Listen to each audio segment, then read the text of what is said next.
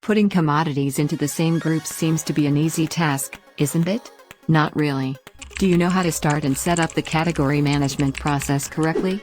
This best practice explainer will guide you on how to establish it step by step, based on business life examples, giving also benefits it offers. What does the definition say? Category management is a strategic approach to procurement that involves grouping similar products or services together into categories and managing them as a collective.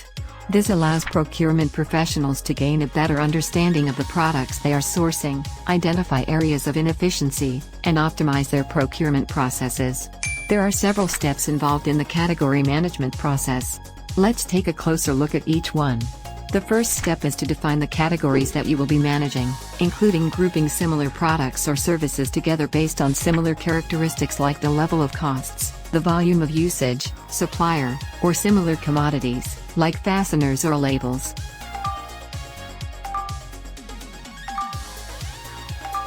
Now, it is time to assign a role to the individual for the category. For example, commodity manager is responsible for electronics. The next step is to conduct a category analysis, which involves gathering data on the products in your category, or subcategories, and analyzing them. This can include spending data, usage data, or supplier data. Once you have analyzed your category, the next step is to develop a category strategy. This involves identifying the goals for the category and developing a plan to achieve those goals, for example consolidating suppliers, negotiating better prices, or improving supplier performance. Remember also to set specific actions or behaviors to react to achieve chosen category strategy. Typically, it is a list of arguments for the pricing negotiation process. After that, you will establish scorecards to be able to track achievable and measurement category goals. For example, on-time delivery above 96%, or DPPM level below 100. It is time to introduce into life the strategy, tactics, and scorecards. In other words, implement and make approval of category management plan. Remember to announce it to the parties involved, including internal stakeholders and affected suppliers.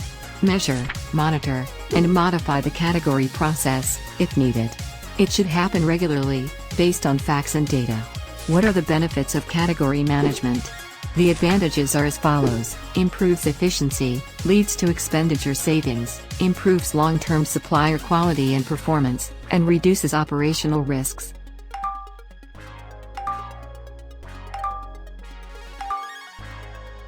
Thank you for watching.